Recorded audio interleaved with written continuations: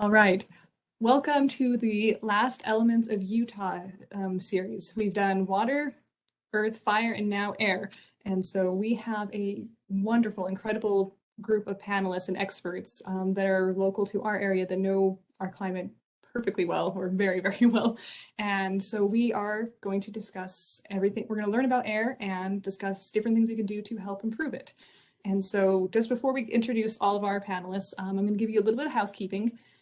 If you have anybody else watching with you, if you could put the number of people watching in the chat, that'd be really helpful for us because it helps us just get an accurate count of who is attending tonight. And this is for you guys. So we at the library highly encourage participation. So if you have any questions all along the way, just start typing them in. They may or may not show up because it's an event. And so it may just go straight to us as the presenters, but we will start collating all of those.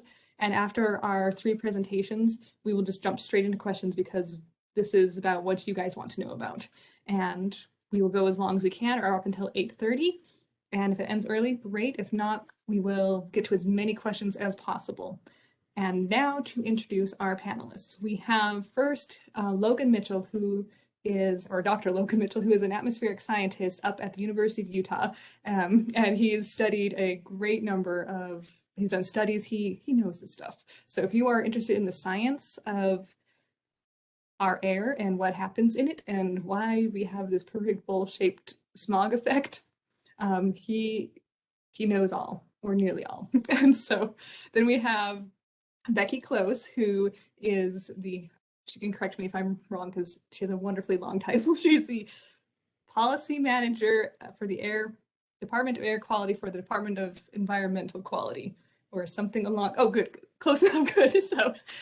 So she knows a lot about what we can do on a policy level to improve our air, and she will be presenting with us next.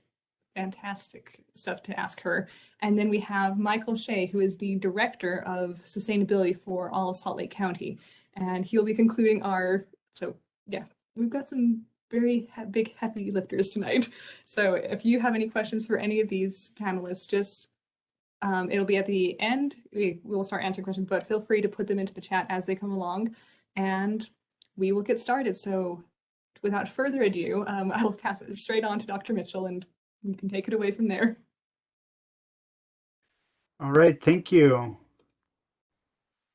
I'm going to start off by talking about the history of air quality in Utah, actually. I started looking into this a year and a half ago, and it actually turns out to be a really fascinating, we have a really fascinating history here in the state of Utah. Of course, the reason, maybe just to start off with, just to get some common basis, we typically exceed federal air quality standards now about 40 days per year, and generally it's about half in the winter and half in the summer. That changes. It's changing over time.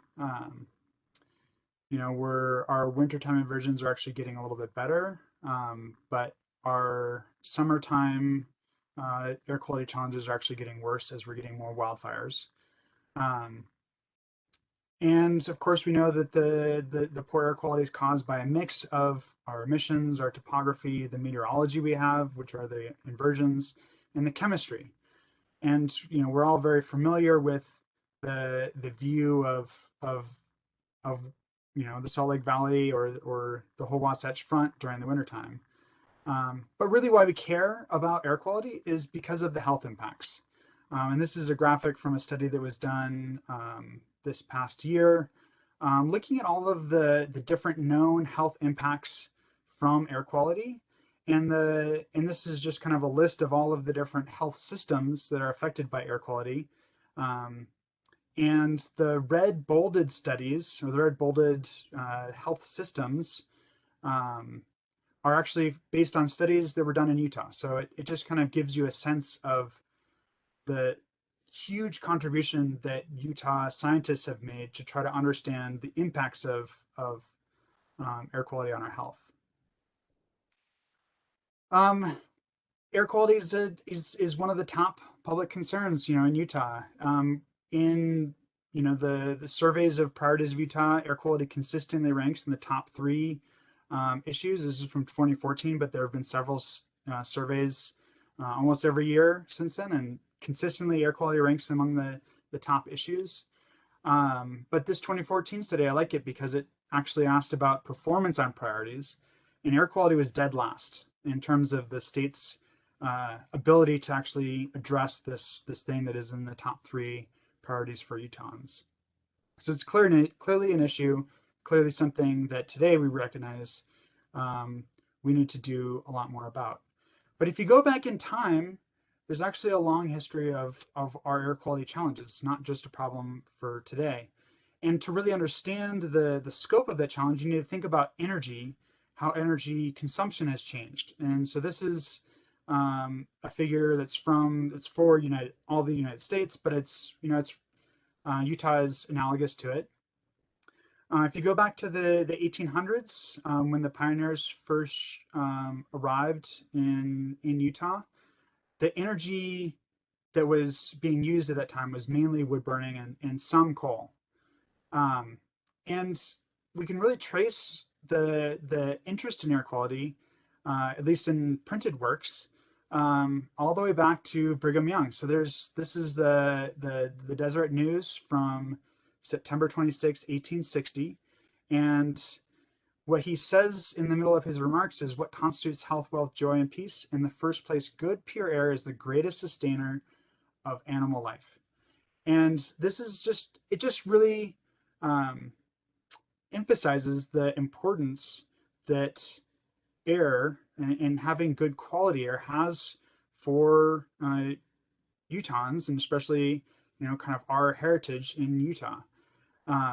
The context of this, he was talking about the importance of having good ventilation in your house so that, your stove or your fireplace, had good ventilation so the smoke doesn't get trapped inside your house, because people died that way.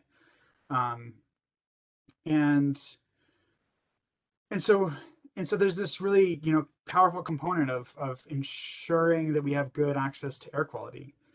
But air quality really started to ramp up in importance in the 1880s. This is another editorial from the Deseret Evening News. And I think this is really interesting because there's some common themes between in the 1880s to what we actually have today. They said back then they called air quality smoke because they were seeing smoke coming out of chimneys, and that's what was viewed as air quality. So they're recognizing that smoke is becoming a nuisance, and the time is coming when there might be some regulation that we have to adopt in order to address it. But they're like, wouldn't it be just as well if the businesses that require the use of coal in large quantities, look around for some fix or remedy for excessive smoke of their own volition, and avoid the necessity of declaring their works a public nuisance? We think so, and throw out the suggestion in kindness. And it's interesting that 140 years later, the attitude is really very similar. We would prefer the private sector to just solve this problem rather than resorting to any kind of public policy. But of course, back then, as in now, that public policy is necessary to address this problem. It continued to get worse, and in 1891, Salt Lake City passed the first air quality ordinance that I was able to find. There may be earlier ones that I haven't found yet. But that's interesting to me because Utah became a state in 1896. That means that literally Utah has had air quality ordinances, regulations in place for the entire history of a state. And that fact to me just really emphasizes the scale and the scope of this challenge that we've been working on. It is a big challenge, and we've basically always been working on it. And we're making progress for sure, but there's still more to do.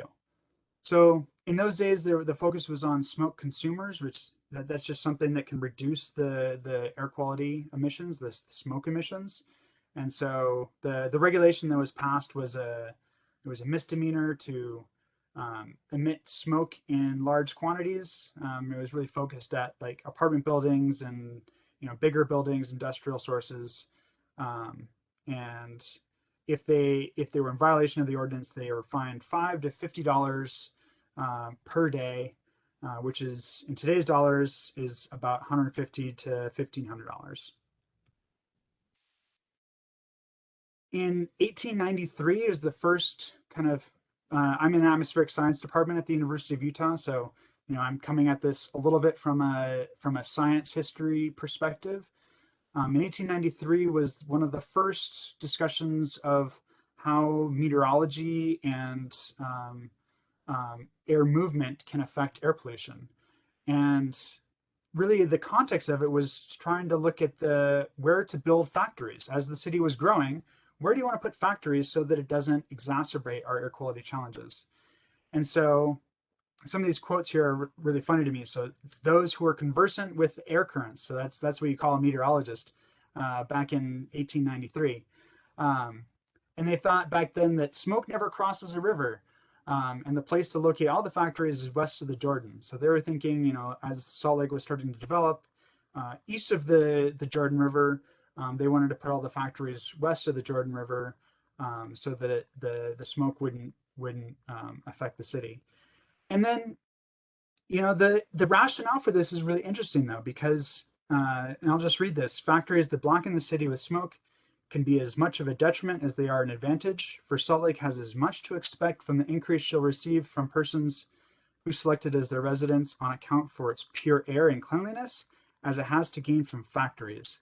So it's really interesting to me that this discussion of balancing economic development and environmental stewardship can really go back to all the way to the 1890s in wanting to find that balance and for the state's economic growth and environmental, taking care of the environment that is drawing people to the state. Of course, now it's interesting that those decisions made in 1893 reverberate to today, because a lot of the environmental justice challenges that we see today can trace their roots back to the development of kind of the industrial part of the city. And air quality also plays a role in the history of racial segregation and redlining. These are the redlining maps from Salt Lake City. And in those, play out to today. You can look at where the distribution of the racial distribution of the population today, and you can see kind of the history of segregation, and you can also see how air quality has played a role in that patterning. Going back to the history, one really interesting piece of it was in the 19-teens. There was a big conflict between smelters and farmers. The farmers at this time, or the smelters at the time, really didn't have any pollution controls at all, and so they were emitting all kinds of crazy stuff: lead, arsenic, sulfur dioxide, and etc. And what was happening is that it was the crops that were next to the smelters were starting to die, and so the farmers eventually banded together and sued the smelters because they needed a big group of them in order to generate the capital to hire lawyers and bring up a lawsuit. The smelters in turn accused the farmers of being really just bad at farming, and that's why their crops are dying. But it did lead to a federal court decision that resulted in favor of the farmers, and it forced some of the smelters to leave the Salt Lake Valley. They moved out to Tooele. Lawsuits followed them, and but eventually there were some pollution controls that were installed, but it took a long time. The smelters, during this time, they were accusing farmers of quote unquote smoke farming, which is not actually trying to farm their farms, just suing smelters instead of actually trying to farm. Like that was how they're getting their income, was just from lawsuits. And so, but an interesting thing happened because the smelters then funded research into best practices for farming, and because they wanted to prove that the farmers weren't following the best practices. And this led to advances in farming practices in Utah, so that led to increased yields. And so it's really interesting to see how air quality plays into this larger discussion in other areas of society and other areas of science. This is a political cartoon of a farmer here saying, "Say, brother Joseph, do I have to farm my farm now? Because the smelters are about to move out from kind of the Murray area." So then, in this time period, though, uh, energy consumption was from wood was tapering off, and really coal was starting to ramp up to be the dominant source of energy by far. Um, and it's really surprising to go back and look at this is from the Salt Lake Telegram, which is now the Salt Lake Tribune. They had a 6-part investigative series on air quality in 1912. They linked air pollution and health impacts and economic impacts. There's the headline of the second part of the smoke nuisance, the economic problem. Millions of dollars go up in smoke. The you know at the time, a lot of the air pollution was coming from incomplete combustion of coal, and so they were really concerned about the waste that was causing. So they're saying, the annual waste of fuel in America would build battleships, and the influence on health is most detrimental. And the whole system of power conversion may ultimately be changed. It's really interesting to see this from 1912, and here we are, 110 years later, and we're starting to see that system of power conversion starting to rapidly change. But it's surprising to me because they basically had all the information they needed in 2012. They knew that there were economic impacts. They knew that there were health impacts. They knew that there were environmental impacts. What they didn't have was access to clean energy technology. And that is a common theme throughout our history. And that is the thing that has changed today and is really exciting about thinking about our future. In the 19 teens, women activist groups and other activist groups really started to organize to address air quality issues. They collected data on best practices. They made leaflets, passed them out across the city. They passed a bunch of ordinances in cities across Utah. And this is really a unique kind of theme from Utah, is all of this public engagement. And it's just really fascinating to look at some of these headlines. Women gather data to wage war on smoke. They form a league for smoke abatement.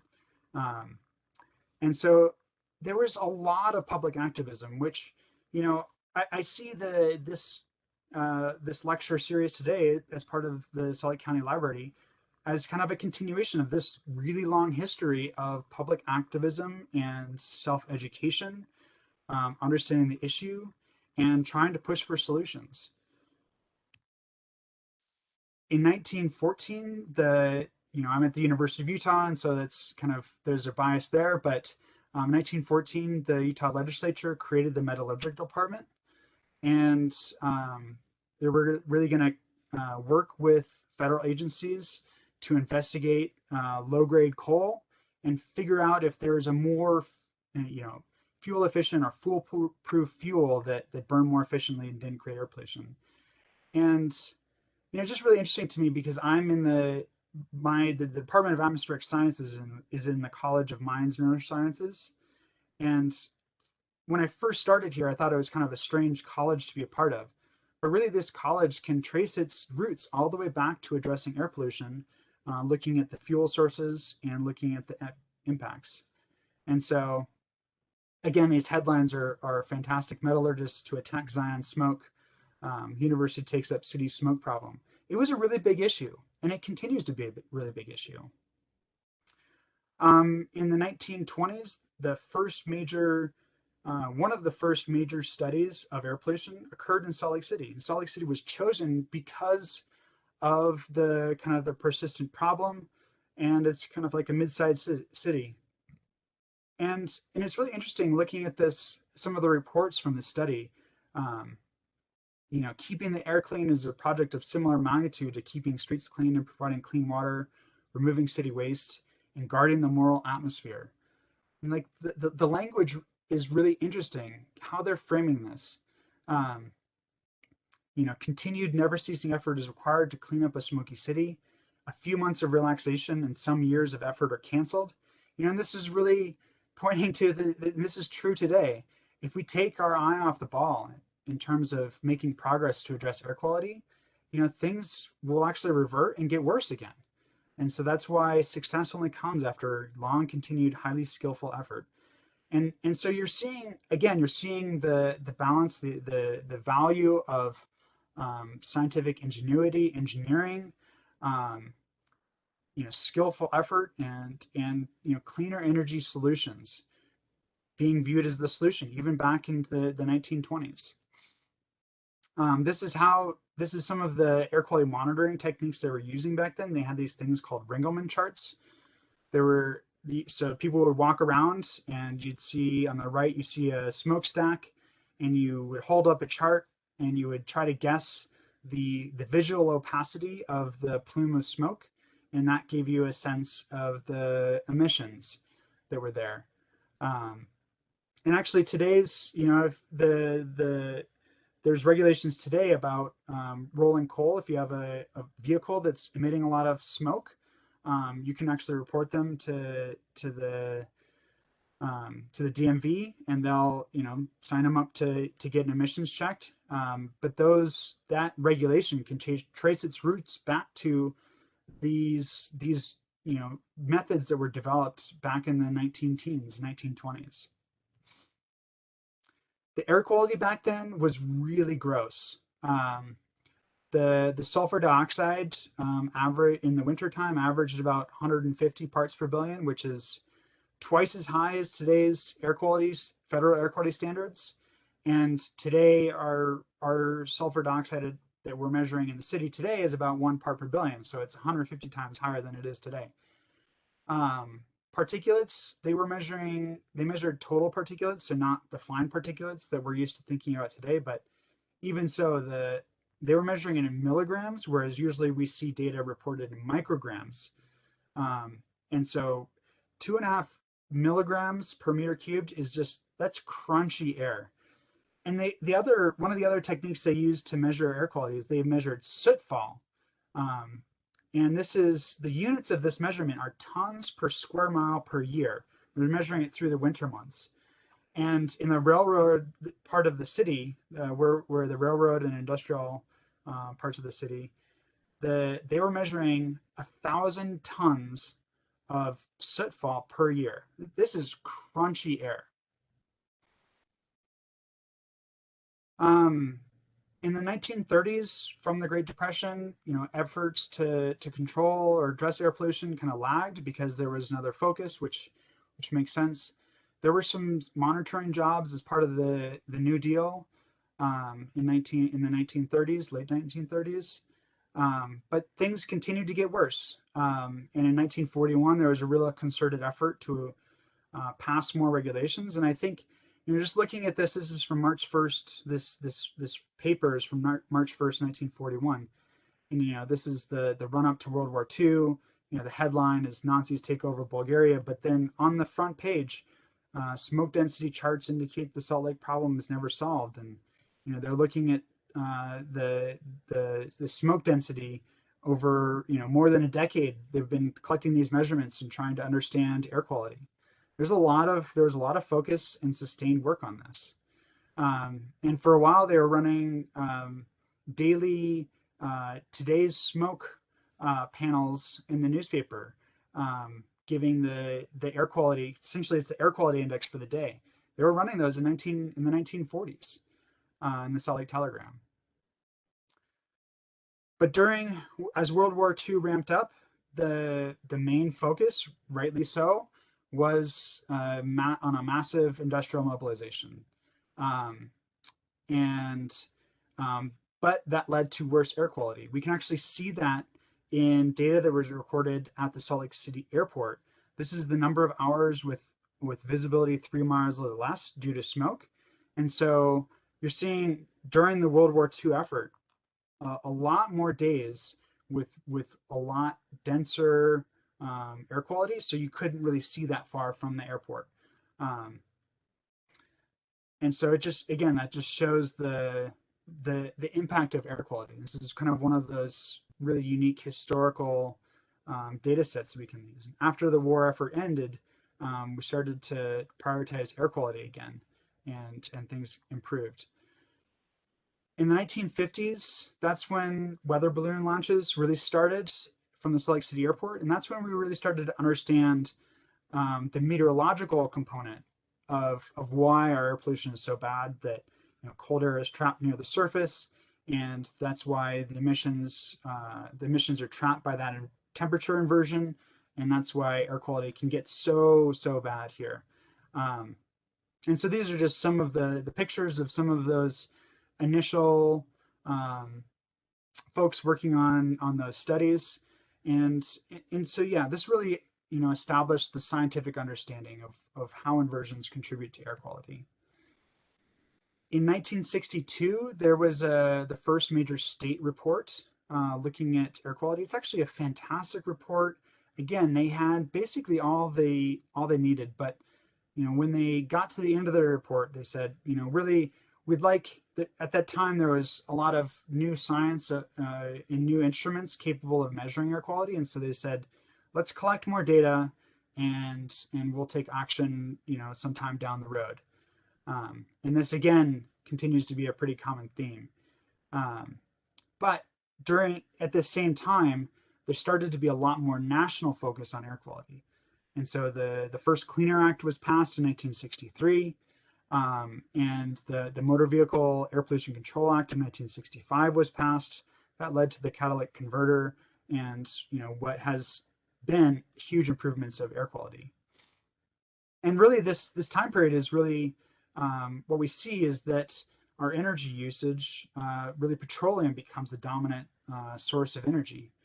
And again, that shifted the air quality challenges that we're seeing. But I think what's really interesting here is in 1966, this is an editorial from the Bountiful Mayor, and it's the Bountiful Mayor looks to electric car. And the first paragraph of this, I think, is just really fascinating. The electric automobile for clean, quiet, efficient urban transportation is the subject of sharply increased interest these days as a means of combating air pollution, noise, and traffic congestion. And it's just fascinating to me because at the time, the reason why this editorial was written was they're trying to promote the Electro-Air, which is the 1966 GM model. And it was all electric. It had 80 miles of range, or 100 miles of range. It could go 80 miles an hour. And it, that was a really promising area of research. And unfortunately, GM mothballed it and picked it up, a couple of decades later, and then mothballed it again. And finally now GM has recently announced that they're going to transition to all electric cars by 2035. So, about 70 years later, after they really started this, did some pioneering research, they're finally going to come around to living out this promise. Another really kind of famous story from Utah is Geneva Steel. The Geneva Steel plant closed. It was located in Provo, and it closed for a year due to a labor strike. And when it closed, the year that it was closed had a huge improvement in air quality. And Dr. Arden Pope at BYU, looked into it and realized that, that data really, kind of shot across the country, across the world, really changed the paradigm about how important particulates were for air pollution and health impacts. And so, this is a really critical piece of research that came out of Utah. Here's what the data looked like, and this is the year before it closed, and then the winter that it was closed, you just didn't see very high pollution at all, and then after it opened back up, you saw this resumption of the air pollution. Around this same time, 1990, there was another, you know, report about air quality, and they made a bunch of recommendations, and many of those recommendations are still being worked on today. Um, but it really set the policy direction for the following decades. But at the beginning of this report, I thought it was really interesting. They kind of laid out three options for Utah, which I think are really relevant to today. Utah, the first option we have is to do nothing and let air pollution get worse. But of course, that would be illegal since we're already in violation of federal air quality standards, and because it has lots of medical impacts or health impacts, and people are upset about it, it's not really a viable option. Option two uh, is we could maintain current or slightly reduce air pollution levels and really trying to shoot for the federal air quality standards and nothing beyond the federal air quality standards. And this is more or less what Utah has done for the last 30 years is just we're just going to rely on whatever the federal standards are. We're not going to try to do anything beyond that. But there is a third option, and it is important to think about what that might mean. And that's to reduce air pollution levels far below the federal air quality standards. And they noted back in 1990, in the long term, this option would, cost significantly less because of the health benefits, and more efficient, you know, cars and appliances would mean less, lower direct cost to consumers, and it's achievable if the state of Utah has the political will and creativity to accomplish it. But back in 1990, they really explored what it would really take. And whenever they started to really dig into the details of what it would take, they ran into all of these economic and technical and regulatory and socioeconomic issues that really made it very difficult. And so they were like, it would be great if we could convert all the cars to natural gas, they were thinking at the time. But where are we going to get all the natural gas, and how are we going to convince all the car makers to make natural gas cars? It just really wasn't possible for Utah to have that kind of leverage. And so they're just, Utah's kind of just grappling with the limits of the technology at the time. And so thinking about kind of zooming out, what are some lessons from this? Utah has basically always had air pollution challenges since even before it became a state. Our air quality has improved through time, and it's probably better today than it has been since any time since the 1860s. And it really demonstrates that environmental stewardship is compatible and probably necessary for economic development. Our history also has lessons for what worked and what hasn't. Regulations have actually made huge progress for the state of Utah in our air quality. But going forward, if we start to hit those federal air quality standards, the current ethos is we don't need to go any further than that. And so at some point in the future, we're going to have to, if we want to have better air quality, we're going to really have to change away from a relying on federal regulations and actually come back to our roots, recognizing that there are benefits for clean air and for environmental stewardship in making the city and our state, beautiful and a desirable place to live. What's really changed, though, is that for the first time in more than a century, we have economically and technically viable solutions to overcome our air quality challenges. This is electric vehicles, net zero buildings, heat pumps, electric stoves, all of those things. And Utah really has an opportunity to lead in bipartisan solutions. The opportunity is there for us to take. Utah could be a business-friendly state that prioritizes environmental stewardship and sustainable economic growth. And Utah has a burgeoning tech industry, and clean energy and tech are really necessary to address these global environmental challenges. And I think there's the words are there, the interest is there. This is Governor Cox's One Utah roadmap that he released when he first got into office. And I just highlighted all of the parts of it.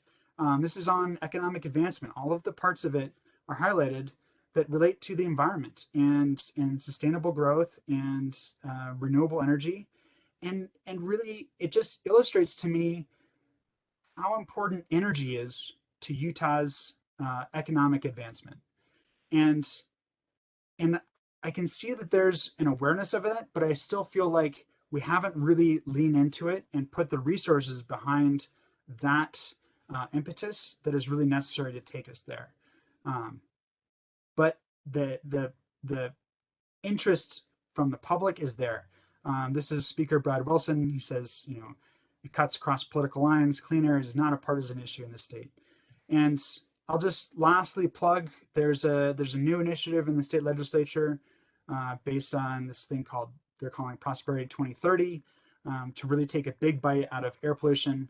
And so there's still a lot of discussion going on, but this will be something that's coming up for the next legislative session.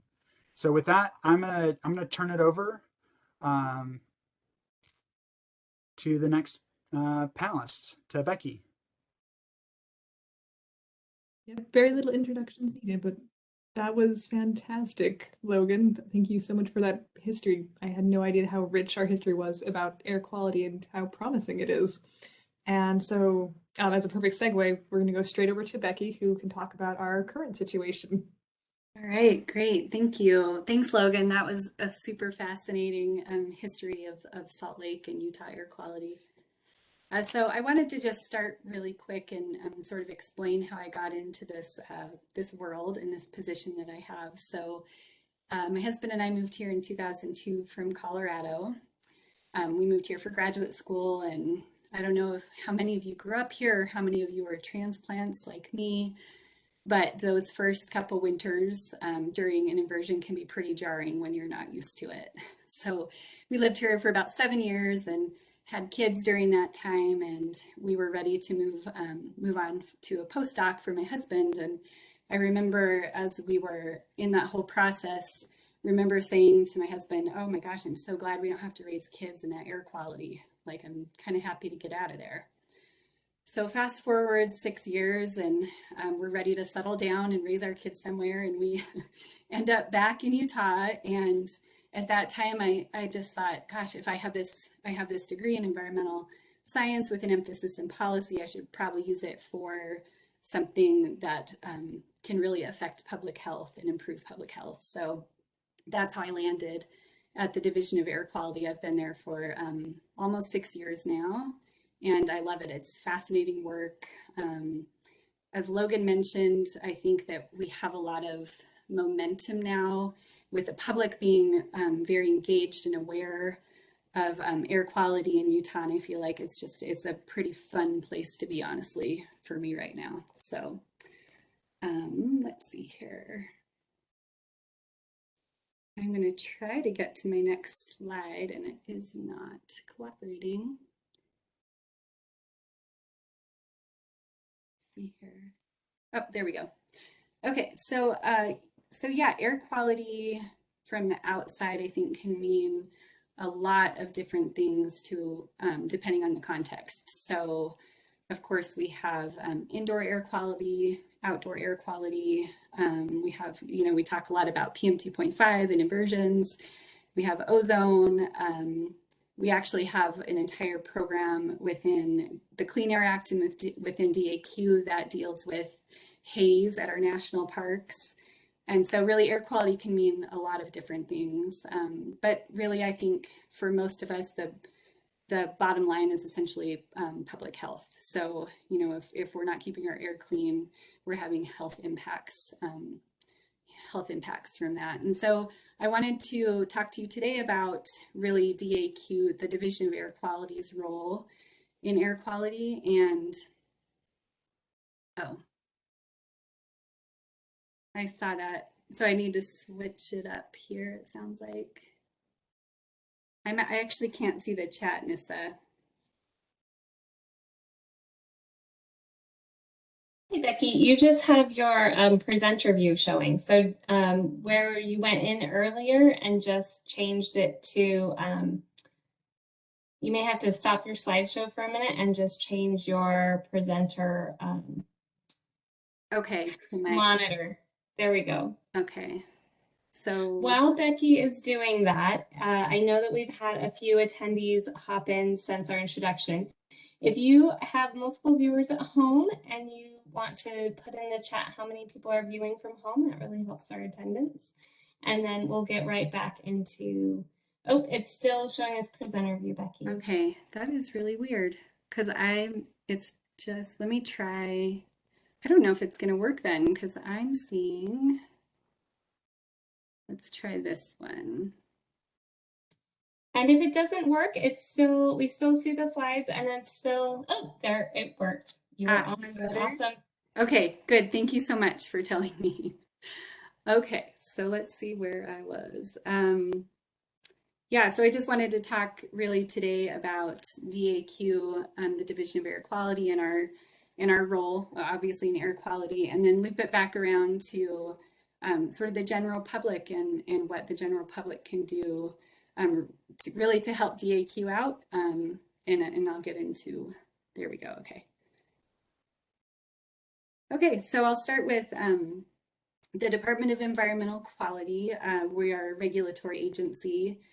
We work with businesses, industry, state and local governments, and the public to reduce and eliminate pollution. So our mission is to safeguard and improve Utah's air, land, and water through balanced regulation. And our vision is clean air, land, and water for a healthy and prosperous Utah. And we're part of the executive branch of state government. So our director, Kim Shelley, is actually a cabinet member of Governor Cox. And again, we're a regulatory agency, and I'm putting the slide up here, not so that you can read every name on the slide, but to show you actually what a big division we are. We have 110 people roughly right now, which I think is typically pretty surprising to people. It's a big group of people. Our main goal is to implement the Clean Air Act for the state of Utah and in turn protect public health of Utahns. We have an air quality board, and that board is actually the rulemaking authority for us. So we, come up with these plans and come up with these rules, but the air quality board is the actual rulemaking authority. So I just want to show a little bit here. I don't know if you can see my cursor. I don't think you can. Maybe now you can. We have I'd say about a quarter of our group over here is what's called the permitting group. So if you can imagine, any business in Utah that emits a certain amount of pollution is required to apply for a permit through DAQ. So they have to tell us how much pollution they emit each year, what type of pollutant. They actually have to specify what type of equipment they have running. And it's all rolled up into a permit that our engineers, this group of people right here, this engineering group, actually approves, essentially.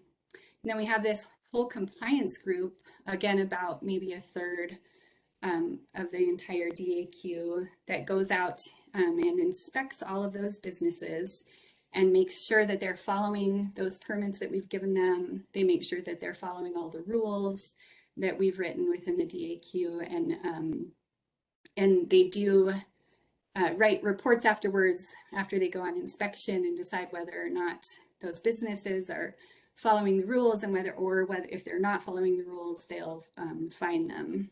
Then we have this whole group over here that makes up another third, probably, or yeah, a little bit more of our group at DAQ, and this is the planning branch. And we've got our entire monitoring section. It's a pretty big section of people. So these are the folks that go out all over the state every day and are making sure that all of our air quality monitors are operating properly. So we've got air quality monitors throughout the state, and we place those based on population.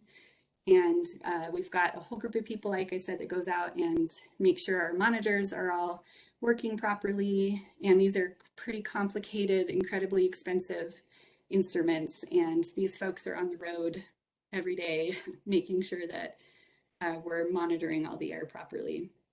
And then these three groups deal with inventory. So we collect data throughout the state that we actually submit to EPA. annually, triannually, to make sure that we understand where all of our emissions are coming from. And then we have this modeling group that deals with helping us project into the future what pollution may look like depending on how emissions change. And then we've got the policy group, which is the group that I manage. It really kind of pulls all this information together and develops these long-term plans that I'll talk about in just a minute. So that's the DAQ in a nutshell. And like I said, we implement the Clean Air Act for the state of Utah. So within the Clean Air Act, essentially the EPA sets what are called national ambient air quality standards. These standards are supposed to be reviewed every 5 years. Sometimes the EPA is a little behind and they don't get to it every 5 years, but these are the 6 pollutants that they're required to look at. So carbon monoxide, ozone, particulate matter. As Logan mentioned, it used to be total suspended particles, but now it's PM10 and PM2.5, and then NO2, SO2, and lead. And so this is really what we deal with the Clean Air Act. And then the Clean Air Act also does have quite a few permitting rules that our permitting branch implements. So right here, I just wanted to show we have this great map on our webpage that you can kind of click around and look and see what of those 6 pollutants I just showed you, which ones we've been in and out of compliance over time, which ones we're out of compliance for currently. And this is just a screenshot of our current ozone non-attainment areas. Up here's the northern Wasatch Front, southern Wasatch Front, and then we have the Uinta Basin. The Uinta Basin has a wintertime ozone issue, which is unusual. And this is all caused by the oil and gas production out in the basin. And then this is a typical summertime ozone issue. And so, like I mentioned earlier, the policy section, what we do is when the state of Utah is out of compliance for one of those pollutants I showed you, my group has to write these long-term emission reduction plans that tell EPA, show EPA how we're going to come back into compliance with that pollutant. And so we write rules and we work with industry to put extra controls on their processes, and we have to pull all these bits and pieces together and explain to EPA how we're going to actually attain that standard. So I wanted to talk for a minute about different emission sources in Utah. So the Clean Air Act, it's funny because we have to essentially run the Clean Air Act for this state, but the Clean Air Act's actually fairly limiting in terms of what a regulatory agency can do. So I'll talk through that. So this piece of the pie right here, I think this is a wintertime 2017 inventory that I'm showing right now. This piece of the pie right here represents major point sources. So these are large major sources. There are about 20 along the Wasatch Front that include refineries, Kennecott Mine, etc. We are able to regulate these sources through the Clean Air Act. And the Clean Air Act has some pretty good, strong requirements built within it that we can use to regulate these major sources. Then this, this piece of the pie over here are what we call area sources. So these include homes and businesses. You can think of dry cleaners, Burger Kings, our home heating, as well as manufacturing processes. All of these, what we call area sources, are included in this piece of the pie. And again, the Clean Air Act actually allows us to regulate this group, this source category as well. So when we've been working through all of our PM2.5 emission reduction plans, we've actually put quite a few rules in place in order to regulate volatile organic compounds within this sector. Then when we get over to this piece of the pie, we're looking at on-road mobile sources. So anything essentially that is moving on the road. And other than emission inspection programs, a regulatory agency such as DAQ is actually preempted from being able to regulate the sector. And as you can see, it's a large piece of the pie, so that makes our jobs a little bit difficult. And then up here, this last piece of the pie, the gray piece of the pie, is what we call non-road mobile. So this includes planes, trains, cranes, lawnmowers, and snowblowers. And for the most part, we can't touch this piece of the pie either as a regulatory agency. And I'm not telling you any of this to say that we can't do anything, because we can and we do. But I just want to illustrate the importance of individual actions, as well as sort of the individual's individual's ability to contact county, city, and more local representatives in order to ask for some of these emission reductions that we can't do as easily at a larger regulatory scale. And so an example of this could be that Salt Lake City or Salt Lake County could decide that, you know, if you're working on city or county property, they won't allow cranes with older engines. So that could be an example of, you could talk to your county council people, your city council people, and ask them to start a little smaller and start getting some of these regulatory processes in place at a lower level. And so that's kind of just an overview of what DAQ can really focus on in terms of emissions. And then I wanted to just show this slide. So we do, like I mentioned, we just finished a big push to show EPA that we could continue to attain the current PM 2.5 standard. And I actually worked on this plan personally, and so I was able to really dig into the emissions inventory. And the good news is that we really do see decreases in emissions over time, all the way out to 2035. And it's in large part due to, as you can see, let me see if I can get my cursor in the right spot. As you can see, in 2017, the on-road mobile piece of the pie is quite large, but due to federal standards, federal engine standards, as well as Tier 3 gas, you see how much the on-road mobile piece of the pie, the vehicle piece of the pie, how much smaller that gets. However, in the meantime, other pieces of the pie get larger, right? So we've got our homes and businesses emitting a larger percentage of the overall pollution in the air. So just keep that in mind as our population grows and vehicles actually get cleaner, these other source categories become a bigger problem. Oh, and I do want to mention with this slide really quick, while we see the overall, projections into the future, we see less pollution being produced, we do actually build in population. So that's encouraging that we're building in a population growth, but we're actually still seeing a reduction in emissions.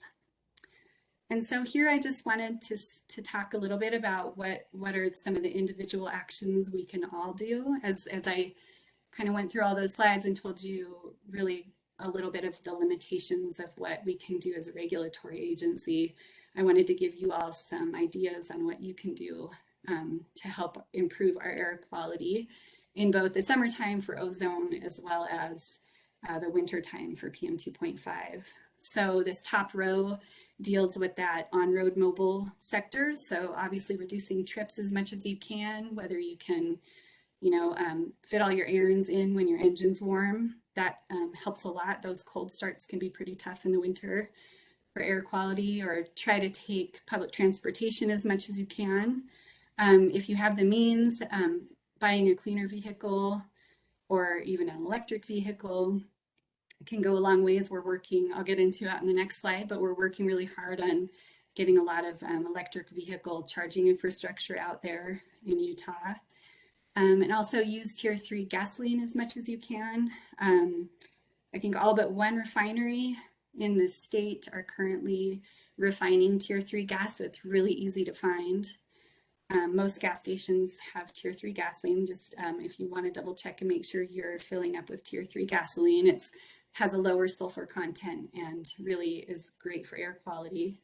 And then we're all pretty familiar now with telecommuting. So if you can telecommute, particularly as we're headed into an inversion or bad ozone days, that's great. And then these lower circles just electrify. As Logan mentioned earlier, we have all this wonderful technology coming online that's really accessible, and it's getting cheaper than it used to be. And so as much as you can electrify cars, appliances, lawn equipment, Logan mentioned heat pumps are an excellent way to both heat and cool your homes, and they're getting more affordable. And then in the winter, certainly try to avoid burning wood in your fireplace. We have wood stove conversion incentives that I'll talk about on the next page as well.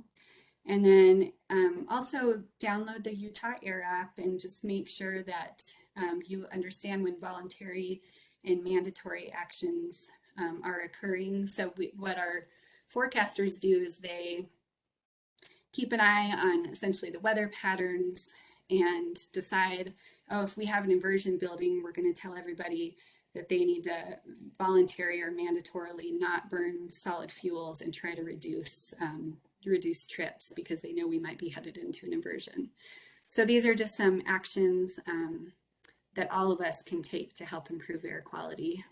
And then I wanted to give a little plug for my group. Half of them write those long-term emission reduction plans, and then half of them run all these incentive programs. We have millions of dollars right now for incentive programs. So we do our lawnmower exchange. Each spring is really popular. We have a snowblower exchange. Typically, most falls, we didn't have one this year. So those will be coming, that lawnmower exchange will be coming up in the spring. We also have wood stove and fireplace conversion programs where you can convert your fireplace from burning wood essentially into converting to natural gas or electric in your fireplace. And we also have a program called the Vehicle Repair and Replacement Program. So if you take your car in and it fails its emissions inspection and you're low income, you can actually apply to the local health department, and they can give you money towards buying a new car or give you money towards repairing your car and taking care of that emission inspection issue. And so we have, and I'll probably put these in the chat later, but we have plenty of incentive programs out there to help out with air quality. And there are several that we have going for businesses as well, including electric vehicle charging stations, as well as heavy duty diesel truck and bus replacement programs. And with that, I guess we're taking questions at the end. So I'll just stop there and hand it over to Michael. Yes, thank you so much, Becky. That was fantastic. And so we can get straight on the questions. We're going to go straight to Michael. And then, so if you have any questions, start typing them in the chat and we'll just go through them as they come up or after. So take it away, Michael. Thank you. Yeah, I will be quick. Logan and Becky gave some excellent summaries of how the air quality problem came to be and kind of where we're at today. And so, as mentioned at the beginning, I'm the sustainability director for Salt Lake County. My position largely revolves around two major areas. One is internal operations, making Salt Lake County cleaner in terms of our vehicle fleet, our buildings, our water usage, trying to just make our operations more sustainable. And then the other side is external policy, and so working with the mayor's office and the council to form external policy recommendations and policy proposals. And really, that's kind of what I'm going to talk about today is kind of an example of one one policy that sort of came from the ground up and we built and we're pretty proud of, and then it's growing rapidly. and that's our electric bus air quality monitoring project. I'm going to try to do the whole screen, and I'm hoping this works. So somebody tell me, is it, can I get I can't see the chat. We're not seeing anything yet. Not seeing anything yet, man.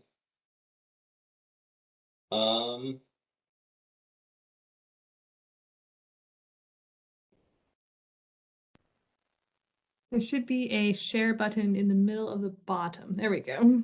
Let's see. We see your full PowerPoint, and then if you start from beginning.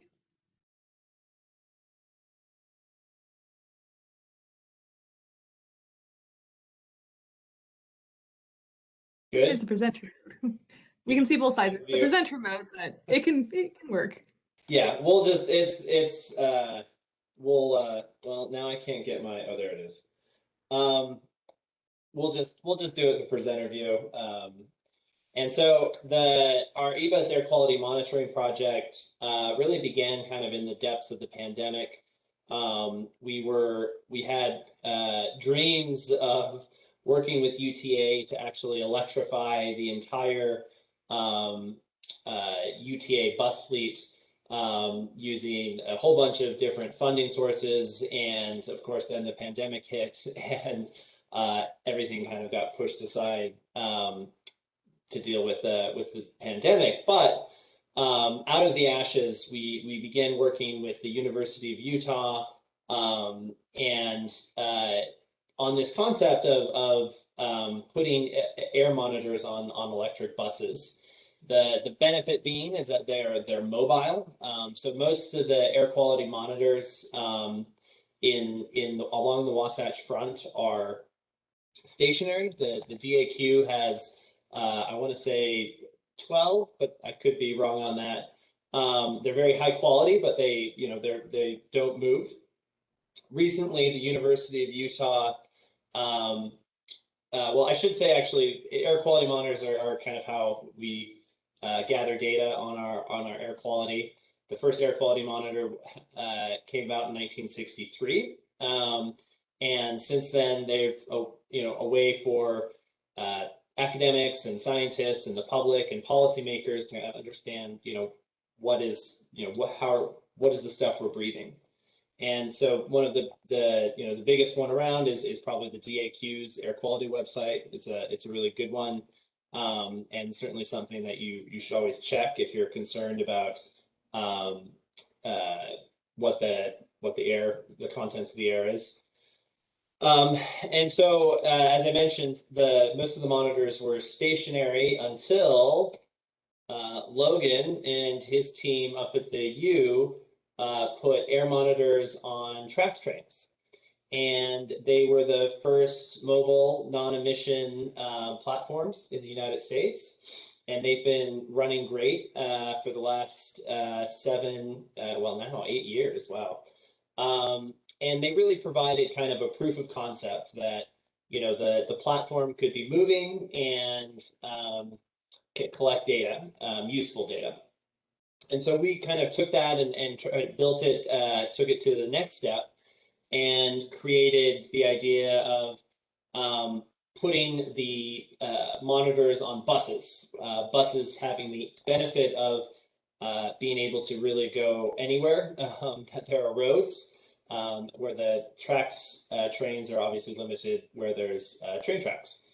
And so the project, the pilot project, which began about 1.5 years ago, was to put three different types of monitors. So one complete monitor system on 3 different electric buses.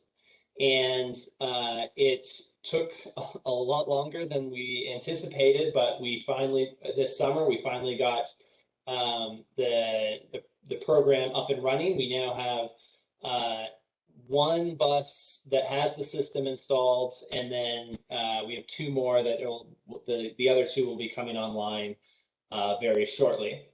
And they're collecting data. The idea behind this is we're going to be looking at PM 2.5, ozone, and nitrogen oxides.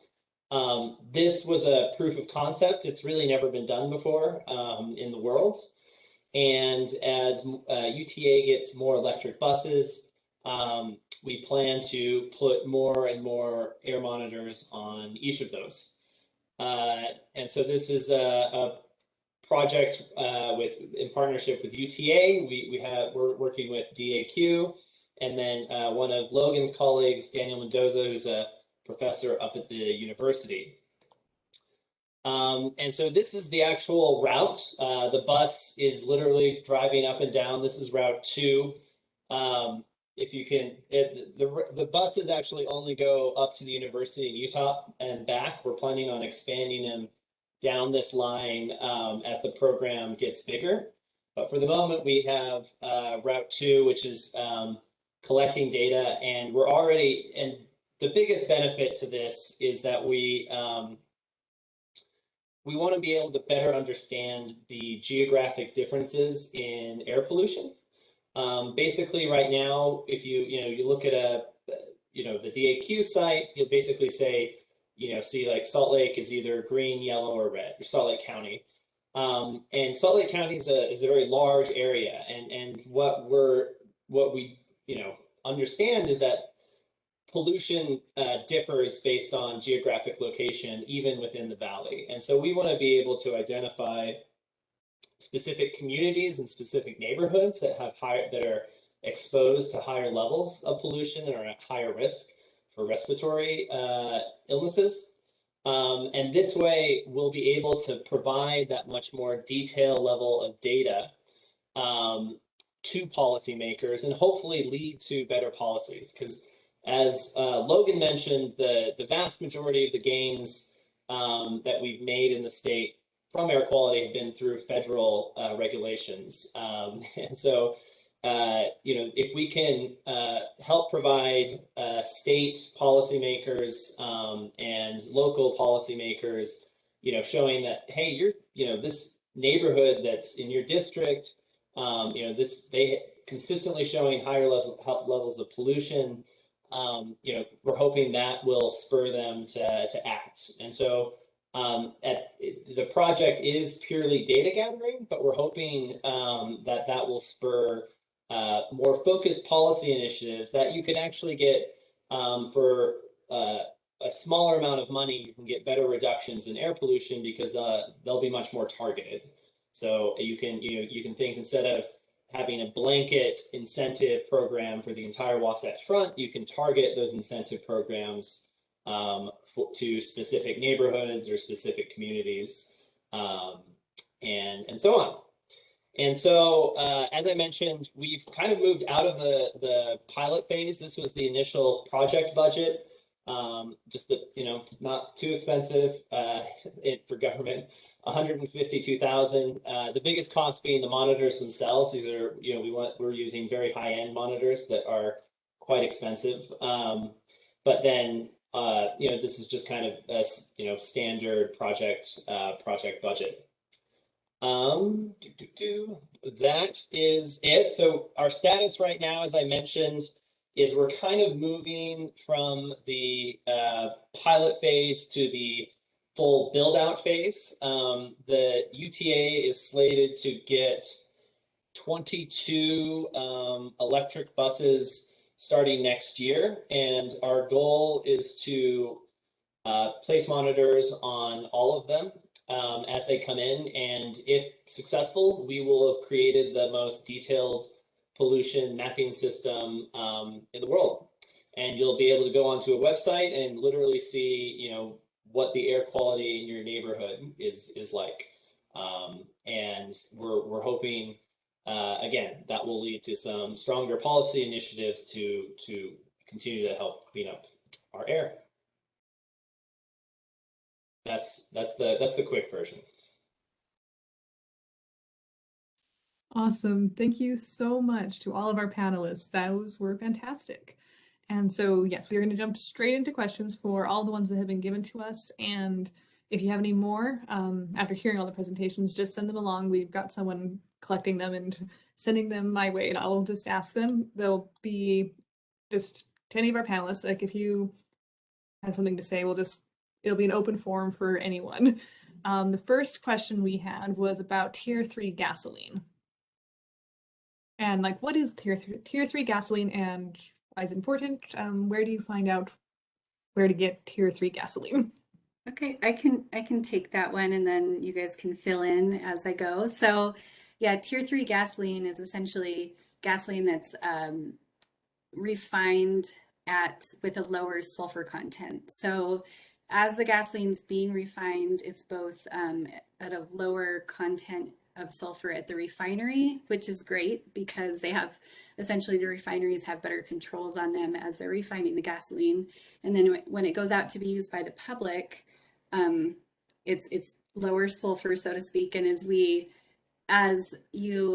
older engines don't, how do I explain it? They don't operate quite as well as newer engines with Tier 3. I should say that when you combine a new engine like 2017 and newer with Tier 3 gasoline, it can be 80% cleaner than what would have happened before. So as you run older engines on Tier 3, it's still cleaner, it's just not quite as clean as a newer engine. So overall, it's lower sulfur content, but it can also have a lot of ramifications for other pollutants that produce PM 2.5 and ozone. So it's an amazing thing that's happening in Salt Lake. Like I said, all of our refineries except one are currently producing Tier 3 gasoline.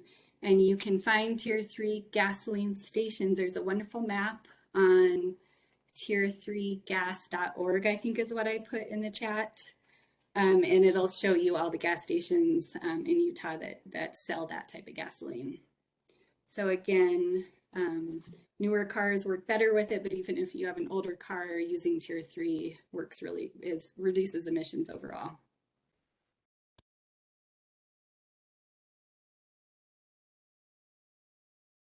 All right, awesome. So we will go to the next question, and I'll just read it as is.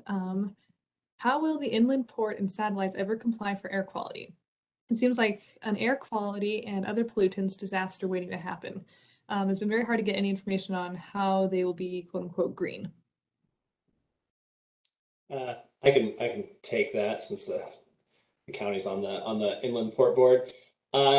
The truth of the matter is it's complicated, and there's a lot of moving parts, and there's a lot of competing interests. Can the port be built in a sustainable way? If your definition is low emission footprint, low water use, yes, but it's still a sort of a massive operation that will have effects on potentially wildlife and the lake, and it's constantly evolving, and we are working, and the state is in the driver's seat on the port, and we're trying to do our best to make sure that as the plans get developed, that they're being done with the most the best technology available in terms of what's being developed, but it's kind of, we'll have to wait and see. It really will depend on how well the market gets there in terms of large trucks. Can electric trucks come online by the time the port is operational? Will the rail lines be electrified? Will the internal port operations be electrified? The biggest push that needs to be made with the port is electrification. That's kind of the key. If they can electrify the operations of the port, the emissions footprint of it will be drastically reduced, and that's sort of what we're trying to push as hard as we can. But it's a complicated issue, and certainly has a lot of potential to do some damage if not done right. Okay, awesome, thank you. All right, and this next question may be beyond the scope of our panelists, but I'm going to put it forward, and to the best of your knowledge, if you can answer this, that would be very helpful. It's in regard to legislature and policy. that this person refers to a friend who worked as an intern for the Utah legislature and said that clean air bills would be introduced but put into wrong committees, and so they were just basically given a slow death by committee. And so they're wondering if how policy in the legislature can be made if it's getting potentially put to the wrong place. If you have any insights on that. Well, Lori, I used to work up as a policy director for a nonprofit organization doing air quality work at the legislature, and I can tell you that's quite true. I wouldn't say the wrong committee might be I'd probably use different language, but the bills will get assigned to committees that they don't have a good chance of making it out. And that really just depends on who's running it, and it's sort of very complicated politics that happen up there. I will say though that good things do happen up at the Utah legislature. I mean, the Tier 3 fuel would not have happened had the legislature and the governor Herbert at the time not stepped in and offered incentives to the refineries to actually produce Tier 3 fuel. We have low NOx water heaters because of the legislature, and it can be very frustrating sometimes, especially when you really want them to do more.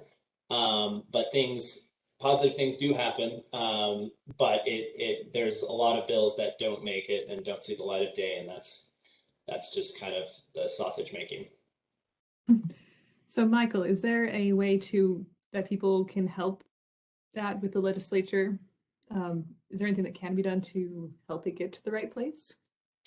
Yeah, I mean, contacting your legislator really helps.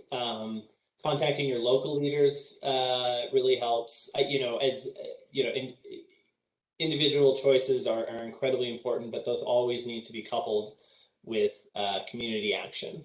You can have the best or the lowest carbon footprint of anybody any of your neighbors, but if you're not actively trying to talk to your local officials or your state leaders, then you're only doing so much.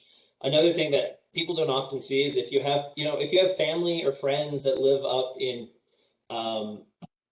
Davis County or Utah County or more conservative areas, talk to them because they have access to legislators that might have more influence up there than if you're in Salt Lake City.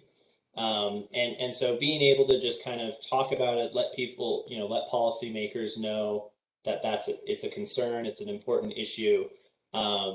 It does make a difference because 6-7 years ago, nobody up on the legislature was talking about air quality. It was not really something that anybody cared about, and it really took a big upswell of public outcry for things to really get moving. And they may not be moving as fast as we'd like them, but as Becky mentioned, our population is growing and our air quality is dropping, or air quality is getting better. And so there is, progress is being made, but it's just going to take people, working and pushing and making their voice heard. There's an editorial that I wanted to share and just maybe talk about briefly that I think addresses this question really well. And so I've shared it on the screen. And it's kind of like the 5 steps for, and this is talking about climate, but it's similar for air quality. The first thing is ditch the shame. Shame is an emotion that doesn't help you or any of the issues you're working on. If you feel shame about like driving your car to go to a meeting or to live your life, you're never going to make progress. So just get rid of that. Number 2, focus on systems, not yourself. I mean, individual actions are important, and individual actions can inform your interests, but whether or not when you turn on the light, you don't get to choose exactly where your power comes from. It just turns on. And so, and the thing that's going to change the emissions associated with your light switch are the systems in the state. And when you go to buy a new car, if there are no electric cars on the lot, that's not necessarily on you that you're not buying an electric car. That's on the system that's not providing incentives or, providing companies the incentive or the motivation to provide, cleaner energy vehicles. So number 3, join an effective group. And these are just a few of the groups here in Utah, Utah Clean Energy, O2 Utah, Heal Utah. There's a bunch of other ones. There's also national groups. Citizens Climate Lobby is an example of one. And then within that group, though, you have to define your role, because if you try to do everything, you're just going to get pulled in too many directions, and you're not going to be really effective, and you're not going to be benefiting the group or yourself. And so figure out, maybe you like organizing meetings, maybe you like cooking and you can help facilitate somebody else organizing a meeting. Maybe you have scientific expertise, or maybe you have engineering expertise. Figure out what you can contribute and define that and bring your best talents to the challenges. And lastly, know what you're fighting for, not what you're fighting against, because anybody can say no all day. And a lot of people are out there saying, no, we can't do this, we can't do that, we can't do this. And really the way we make progress is to know the direction we're moving towards. And that's what is really going to give us solutions. So just my 2 cents about kind of a framework for thinking about, how to take action. Awesome. Thank you so much, Logan. It was fantastic. All right, so we have a few more questions. We'll see how many we can get to, because we do have a hard cutoff at 8:30. So how effective have idling, rolling coal, and wood burning ordinance laws have been? Like, how effective have those been? Like on the rolling coal, actually, that's one of the projects that we work on. So there is a hotline, the smoking vehicle hotline you can call. It goes to the local health department, whatever county it is. It goes to, if it's in Salt Lake County, it goes to the health department. It goes to Davis County, et cetera, et cetera. And so we worked with our health department, and the truth is it's not very effective in terms of an enforcement policy. Basically, if you call that number, the health department will take the information, assuming you got their driver or their license plate number, that they will then send a letter to the owner of the vehicle asking them to come in for an emission inspection. So you can imagine that you're asking some guy that's just been rolling coal down I-15 to come in for an emission inspection. He's probably not going to respond. And so we tried to step up enforcement. And so we worked with the Unified Police Department to actually be, and we actually held our first smoking vehicle awareness week in the beginning of November. And before that, there had been absolutely zero law enforcement citations for smoking vehicles. We're now up to I think 10. And so the trick, I mean, that's the trick with these laws, right? Is you can have them on the books, but whether they're being enforced or not is an entirely different question. And so even when a law is passed, it's not like the problem is solved. And so that was near and dear to my heart, because we spent a long time trying to get the Salt Lake Health Department and the Unified Police Department to work together. And it did. And now we're expanding that to other law enforcement agencies, and hopefully we'll start to see some heavier enforcement of the smoking vehicle ordinances. And then ultimately at the end of the day, like, those are really important for, taking some of the worst offenders off the road, or fixing the worst offenders. But going forward, a big part of the solution is just going to be, people buying electric F-150s and ditching their old gas truck. That's going to take more smoking vehicles off the road than anything else. And if we can, as much as we can encourage that, will be a huge part of the solution. Okay, so we've already, Logan answered a question in the chat. I'll just quickly say, is like, why will homes and businesses make up more of the poor air quality by 2035 in that little pie graph? Is it population growth? And Logan's answer was, right now there's large improvements in vehicles and other sectors, but not as much improvement in the projected building emissions. So it becomes a bigger piece of the pie just by percentages. And so, well, and homes, I mean, homes just I mean, think about your standard vehicles on the road for, 10 years at most. Whereas homes, they can be around your furnace system, your water heater system, you'll have them going for 15, 20 years sometimes. And the older systems are just really, really polluting. And so there's a lot less churn in homes and buildings than there are vehicles. There's actually some really important new things happening this year.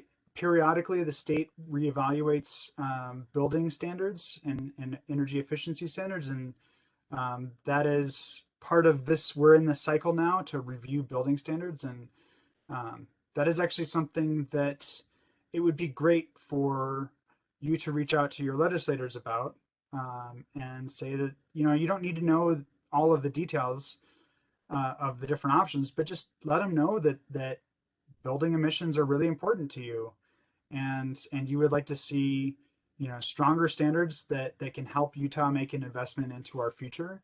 Because any kind of older polluting technology that gets installed now, it sticks around for 20, 30 years, and it's more costly to upgrade that in 10 years before it's done with its lifetime than it will be if we just could make those investments now with the technology that's really rapidly improving. Things have changed a lot in the last few years with appliance technology. And to add to that, Logan, if any of you need language to help you talk to your legislators about this particular issue, Utah Clean Energy, it's one of the NGOs that Logan mentioned earlier, is an excellent source for just understanding building electrification and things you can do in your home and ways to talk to the legislature about that particular issue. They're awesome. wonderful. We have got 1 minute, so I can try and get one more question in. I'll try and get 2 questions in. So if someone can answer maybe in the chat. So what do you see as an air quality conscious solution for Cottonwood Canyon congestion problem? If that could be, since that's more localized, if that could be answered in the chat, that'd be great. But as a last question for everyone, how long before the data you collect can be moved to policy in a general sense? I'm thinking myself specifically as for maybe the electric buses, I'm thinking, but yeah, I mean, I think it will depend on what the data shows us. I mean, if we can show that neighborhoods and communities are consistently seeing higher levels of pollution, and I think that can lead to some action pretty quickly. It'll just depend on kind of the force of will behind the community, and but also that's why getting the right data is so important, because it's very hard to refute data. And what we anticipate is we'll actually see hotspots, pollution hotspots in areas that we didn't expect. And so if you start seeing them in more, the sad case is if you start seeing them in more affluent areas, that could actually trigger action a lot quicker. And so we're working to make sure that we can, put that program together and get as detailed as mapping system as we can. And we're hoping that will spur some changes. but no specific timeline, just collect data and then. Sorry. I mean, the whole program we hope to have up running by probably beginning of 2023. And after that, I think we'll start seeing, the scientists begin putting out papers. We'll shift to kind of a more active policy phase. And in the meantime, we will of course be working on, additional policies that we can, especially in the building sector. I think that's where a lot of the focus is going to be in the next few years because the vehicles, I mean, the shift is happening with electric vehicles. That's already, it's not a question of if, but when. With built homes and buildings, we still have a long way to go. And so I think that's where a lot of the time and resources and focus is going to be going in the next few years. Okay, so to reiterate and wrap up, to remember the incentive programs that are available, that it was for fireplaces, and you can repair your vehicle, swap out your old fireplace. I already said that one, apologies. And there were a couple others, but anyway, so there's ride UTA for free. So those are good ways of avenues to look that you can do on your own. And yes, and then legislature is a great way. I remember in a practice session, Becky Close was telling me about, again, the local, like think small, and then it can also go up because there's a big impact that can be heard even on the small scale, and it can filter up, as you say, and there's a lot of control in your local area. So that is another avenue to pursue and get involved in. And oh yes, and the incentive programs is in the chat, so you can go there from that, or you can just Google it if you're watching the recording afterward. Thank you guys so much. Is there any final words you want to say before we wrap up?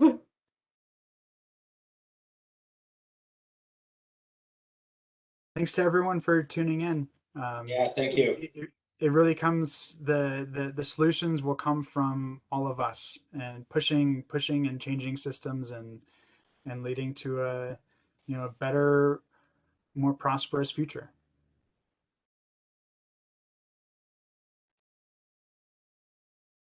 All right, thank you guys so much, and thank you for attending. And we'll see you next year with our next series. So have a wonderful rest of the year, and thank you for coming tonight. Thank you. Thanks.